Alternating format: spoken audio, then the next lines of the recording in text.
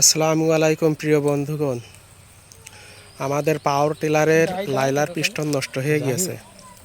তাই এই লাইলার পিস্টন আমাদের টুটুল সে ওই নষ্ট হওয়া ওই লাইলার পিস্টন টিলারের ভিতর থেকে মানে বাহির করে নতুন লাইলার পিস্টন লাগিয়ে দেবে। দিলে আমাদের পাওয়ার টিলার আবার ঠিক হয়ে যাবে এবং সুন্দরভাবে আবার চলবে।